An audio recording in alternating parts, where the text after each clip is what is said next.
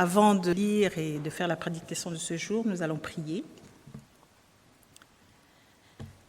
Seigneur, nous venons vers toi avec un cœur ouvert, prêt à recevoir ta parole. Que ton Esprit Saint nous guide dans cette lecture, afin que nous comprenions ce que tu veux nous dire aujourd'hui. Ouvre nos oreilles, nos cœurs et nos mains, pour que ta vérité s'enracine en nous. Amen. Le passage de ce jour, qui se lit dans toutes les églises aujourd'hui, c'est la lecture du 16e dimanche du temps ordinaire, le Nouveau Testament, dans le livre de Luc, au chapitre 10, des versets 38 à 42. Comme Jésus était en chemin avec ses disciples, il entra dans un village et une femme, nommée Marthe, le reçut dans sa maison. Elle avait une sœur, nommée Marie, qui, s'étant assise aux pieds du Seigneur, écoutait sa parole. Marthe, occupée à divers soins domestiques, survint et dit « Seigneur, cela ne te fait-il rien que ma sœur me laisse seule pour servir ? Dis-lui donc de m'aider. » Et le Seigneur lui répondit « Marthe, Marthe, tu t'inquiètes et tu t'agites pour beaucoup de choses, mais une seule chose est nécessaire. Marie a choisi la bonne part, qui ne lui sera point ôtée. »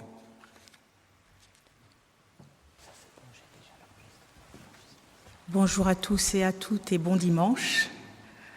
Alors je vais faire cet effort de vous présenter ma prédication de ce jour, donc à partir du texte que nous venons de lire.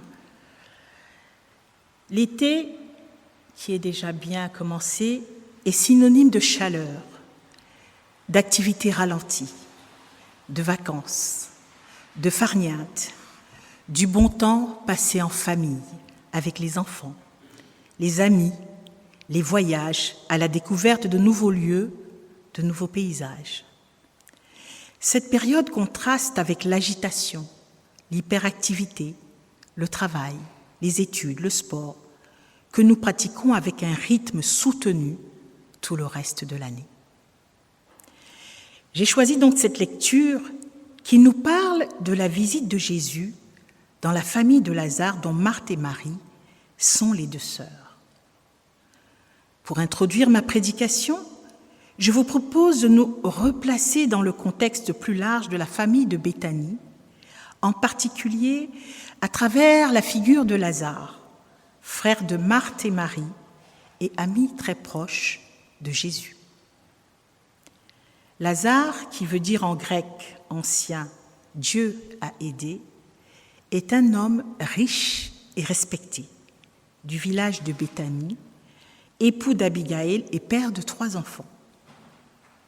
Jésus est en chemin depuis la Galilée jusqu'à Jérusalem, où il vivra sa dernière semaine et où il sera crucifié. On lit donc juste un peu avant, dans Jean 11, au verset 3, de verset 1 à 3, il y avait un homme malade, Lazare, de Béthanie, le village de Marie et de sa sœur Marthe. C'était cette Marie qui oignit le parfum le Seigneur et lui essuya les pieds avec ses cheveux, et c'était son frère Lazare qui était malade. Les sœurs envoyèrent dire à Jésus « Seigneur, celui que tu aimes est malade. » Lazare est très malade et il va mourir. Il nous a rapporté que Jésus restera volontairement 2 jours avant de partir, ce qui contribue au fait que Lazare soit déjà mort depuis 4 jours quand il arrive sur place. Il se rendra au tombeau, il invoquera la puissance de Dieu, le ressuscitera et ramènera son ami Lazare à la vie. Alors je ferme cette parenthèse pour revenir sur le texte de ce dimanche, pour comprendre que Jésus n'est pas simplement de passage chez Marthe et Marie. Il est chez des amis, chez ceux qu'il aime, presque dans sa propre famille spirituelle, dans un contexte intime et familier.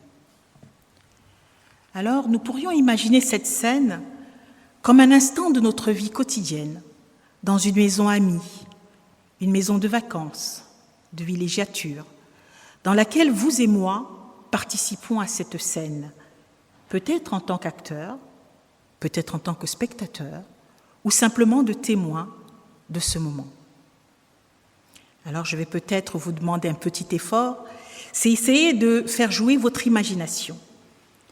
Je ne vais pas vous demander de fermer les yeux, mais simplement de vous imaginer à cette époque-là, dans cette scène. On a une maison simple, peut-être à la campagne, des visages connus, une odeur de pain chaud, des bons plats qui mijotent et diffusent une bonne odeur, des rires, des éclats de voix, des bavardages, de la musique. Jésus est là, mais pas comme un simple prédicateur de passage ou un maître lointain. Non, il est là comme un ami proche, un visage familier qu'on accueille chez nous, sans cérémonie, avec chaleur et simplicité. Il s'assoit à notre table, partage nos rires, nos joies, nos instants ordinaires. Et c'est justement cela qui change tout. Sa présence transforme nos moments les plus simples en rencontres profondes, pleines de vie et de grâce. C'est de la même manière que nous ouvrons notre porte aussi à un proche qui vient nous rendre visite pour un repas simple, un café ou discuter. Jésus peut être présent aussi à ces moments-là, de simplicité. Il ne cherche pas des événements grandioses ni des gestes spectaculaires. Ce qu'il désire, c'est entrer dans notre quotidien, dans la simplicité de notre vie de tous les jours. Quand nous rions autour d'un dîner, quand nous écoutons quelqu'un avec attention, quand nous accueillons quelqu'un avec sincérité, c'est là que Jésus se rend présent. Jésus ne vient pas en invité de marque, mais en ami intime, heureux d'être avec nous simplement.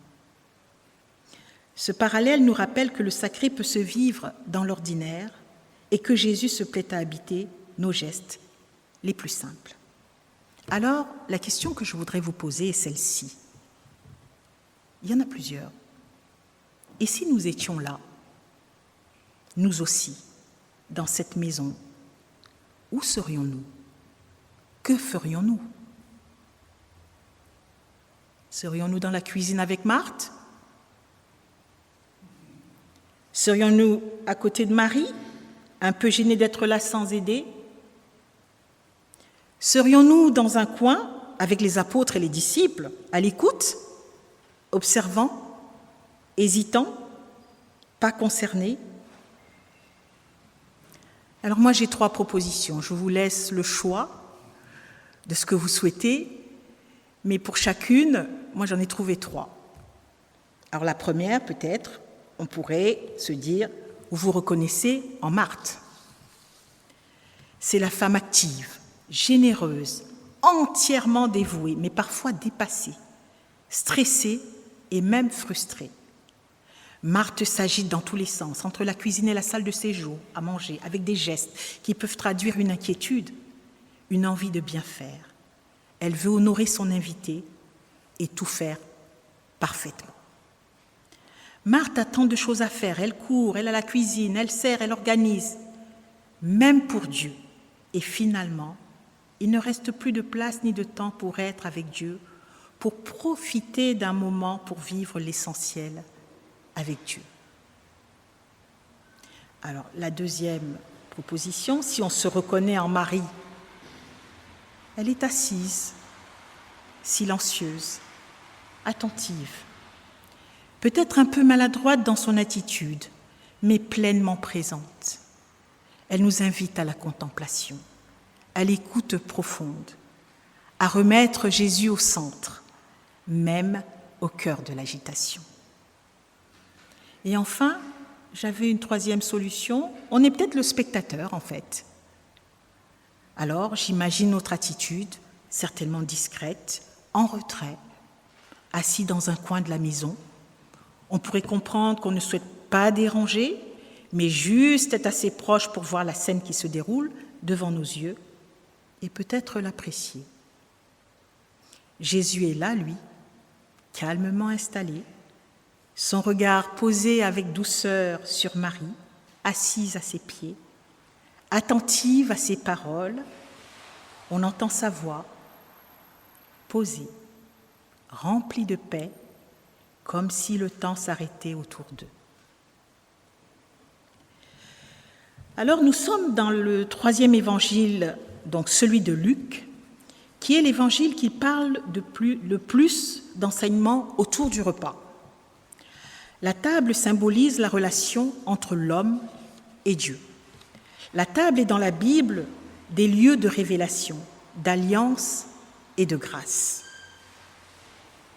C'est le psaume 23 qui m'est venu à l'esprit et qui dit au verset 5 « Tu dresses devant moi une table face à mes adversaires, tu oins d'huile ma tête et ma coupe déborde. » La parole de Jésus se dit à travers le repas qui est un lieu où l'on retrouve les marginaux, les femmes de mauvaise vie, les mauvais croyants qui sont accueillis.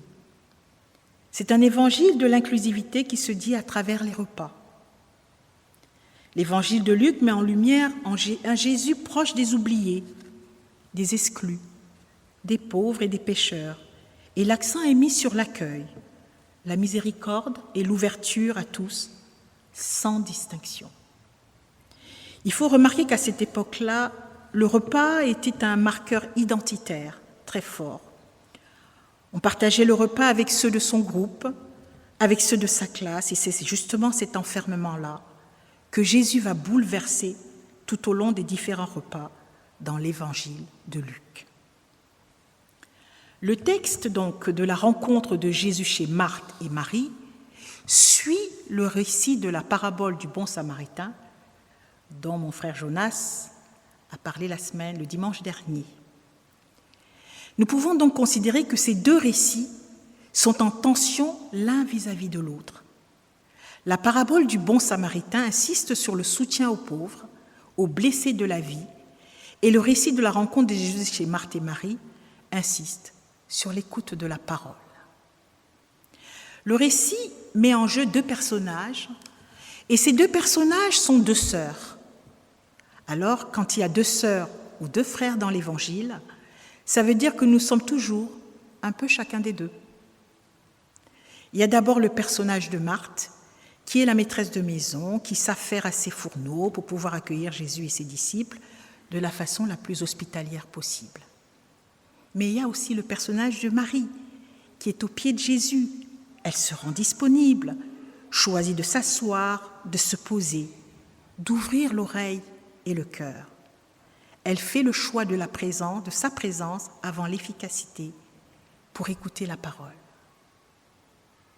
Mais Marie, assise aux pieds de Jésus, qu'est-ce que cela peut signifier pour nous? Dans la tradition juive, être assis aux pieds du maître signifie se mettre en position de disciple. C'est une posture d'écoute, d'humilité, de réception. En se plaçant ainsi, Marie prend sa place parmi ceux qui veulent apprendre, non comme une servante, mais comme une véritable disciple de Jésus. Cette attitude est d'autant plus audacieuse qu'elle était culturellement réservée aux hommes à cette époque.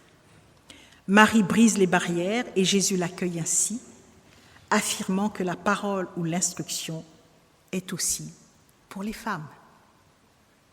Et c'est précisément cette distinction entre le service actif et l'écoute silencieuse qui est remise en question dans notre récit. Marthe interpelle Jésus de manière un peu véhémente quand même, presque comme un reproche, en lui demandant de rétablir ce qu'elle pense être un déséquilibre injuste. « Seigneur, cela ne te fait rien que ma sœur me laisse seule pour le service? Dis-lui donc de m'aider. » Mais Jésus va renverser toutes les attentes. Jésus ne rentre pas dans la logique de Marthe et va lui répondre cette phrase « Marie a choisi la bonne part et elle ne lui sera pas enlevée. » Ce qui n'est pas du tout une façon de condamner les activités de Marthe, mais une façon de légitimer le droit de Marie à choisir la place de disciple, la place de l'étude. Jésus dit à Marthe, Marie a choisi la bonne part, celle qui est nécessaire. Et cela nous invite à faire la distinction entre l'utile et le nécessaire. Nourrir le corps est important, mais nourrir l'esprit est essentiel. Préparer la nourriture, c'est utile, et Marthe est dans le registre de l'utile. Écouter la parole est du registre du nécessaire parce que justement, c'est ce qui donne un sens à l'utile. Jésus dit à Marthe, « C'est bien de préparer la nourriture, mais si tu ne sais pas pourquoi, ou au nom de quoi, ou à l'aide de quelle parole tu veux préparer la nourriture, alors tu te perds dans l'activisme. » Ce récit n'est pas une critique des tâches matérielles, bien au contraire. Nous imaginons que Jésus a savouré le bon repas préparé par Marthe et apprécié son accueil. Mais il lui rappelle que si les gestes ont leur importance, ils ne doivent pas faire oublier l'essentiel. Nourrir l'esprit autant que le corps. C'est la parole qui donne sens à tout le reste, qui éclaire nos actions et les inscrit dans une dimension plus profonde. Comme Jésus le dit dans l'Évangile selon Matthieu au verset 4, « L'homme ne vivra pas de pain seulement, mais de toute parole qui sort de la bouche de Dieu. » Et il dit dans Jean 6, « Moi, je suis le pain de vie. Celui qui vient à moi n'aura jamais faim. Celui qui croit en moi n'aura jamais soif. » Ce que Marie a choisi, c'est la relation, l'écoute, la présence. Ce n'est pas passif, c'est un acte de foi. Dans notre vie de foi, pour nous chrétiens, il y a des moments où il faut s'asseoir, écouter, ralentir, se recentrer. Alors, après avoir essayé de vous donner une interprétation au texte de ce jour, je pourrais me permettre de vous proposer ceci. Il me semble que le récit de Marthe et Marie ne cherche pas à opposer radicalement l'action et la contemplation, mais plutôt à rappeler un équilibre fondamental à rechercher dans la vie humaine, la vie spirituelle. Marthe représente ce dévouement que nous connaissons tous, celui de se mettre pleinement au service des autres, de donner de soi, de s'agiter pour faire plaisir, pour bien accueillir, pour faire les choses comme il faut. C'est une posture honorable, généreuse et nécessaire. Mais ce que Jésus semble nous dire, c'est qu'il ne faut pas s'y perdre. Il y a en chacun de nous une dimension intérieure que nous ne devons pas négliger, celle de l'écoute, de la réflexion, de la méditation, de la contemplation, de la quête spirituelle. Marie incarne ce moment où l'on s'arrête, non par paresse, mais parce qu'il est essentiel et vital de nourrir son âme, d'écouter, de se recentrer, de s'accomplir et de s'élever intérieurement. Et je voulais vous dire qu'en étudiant ce passage, j'ai été particulièrement touchée par la modernité du message de Jésus. À travers une scène apparemment domestique, il remet profondément en question les rôles traditionnellement assignés aux femmes. En ce sens, Jésus ne fait pas de différence de genre. Jésus parle aux femmes et des femmes aux hommes d'égal à égal. Il s'intéresse aux personnes, à leur histoire. Il ne s'agit pas de valoriser Marie au détriment de Marthe, mais de reconnaître à chaque femme ou chaque homme la liberté de choisir sa place, y compris celle d'être disciple et de recevoir un enseignement spirituel. Ainsi, on peut traverser des périodes de notre vie où on est très tourné vers les autres, engagé dans des responsabilités, dans le concret du quotidien, mais cela ne doit pas se faire au détriment de notre profondeur personnelle, de cette relation intime avec Dieu, avec soi-même. Ce récit nous rappelle que le service et la vie intérieure ne s'excluent pas, mais se complètent. Il ne s'agit pas de choisir entre être Marthe ou être Marie, mais de comprendre qu'il y a des temps pour agir et qu'il y a des temps pour écouter, et que l'un nourrit l'autre. Marie, c'est peut-être l'âme et Marthe le corps. Nous sommes tous Marthe et Marie. Alors, en guise de conclusion, Nous pourrions élargir notre réflexion avec ces questions que je vous laisse interpréter comme vous le souhaitez. Et si cette maison de Marthe et Marie était notre maison intérieure? Comment nous l'imaginons pour recevoir notre Seigneur Jésus-Christ? Est-ce que notre maison, Jésus y est invité? Écouté? Honoré? Est-ce que je laisserai ma vie de foi être une histoire d'amour, pas seulement de service? Ce service des deux sœurs en tant que chrétiens ne nous pose-t-elle pas une question? Se servir ou servir? En ce dimanche matin, est-ce que je prends un temps pour m'asseoir aux pieds du Seigneur comme Marie? Alors, frères et sœurs, la vraie question n'est pas « suis-je Marthe ou suis-je Marie ?» mais bien « quel espace, quel moment est-ce que je choisis chaque jour pour m'asseoir aux pieds de Jésus ?» Marthe voulait bien faire. Elle s'est donnée sans compter, mais dans l'agitation, elle a manqué l'essentiel. Marie, elle, a saisi que notre appel premier n'est pas de courir après les tâches, mais de demeurer dans sa présence. Être auprès de Jésus, écouter sa voix, trouver en lui notre paix.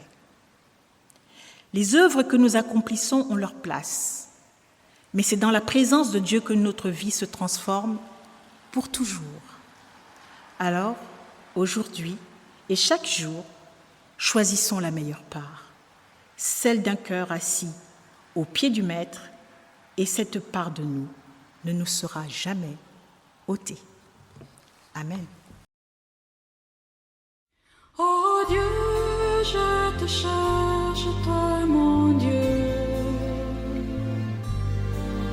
altéré sans eau, tout mon être te désire.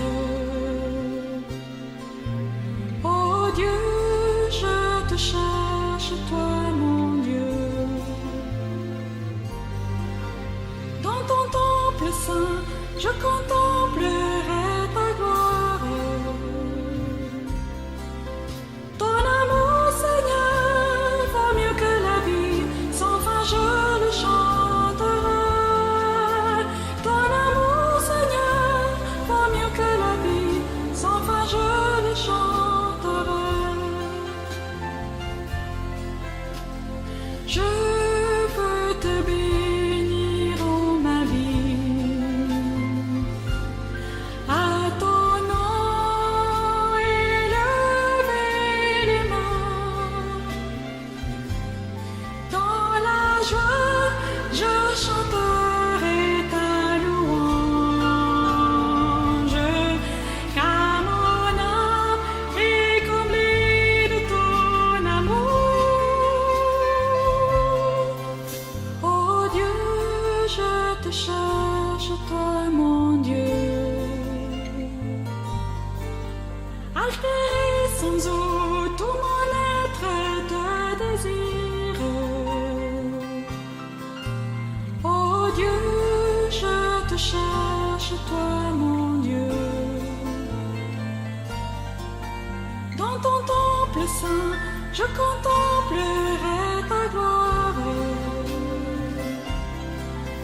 Ton amour, Seigneur, vaut mieux que la vie, sans fin je le chanterai. Ton amour, Seigneur, vaut mieux que la vie, sans fin je le chanterai.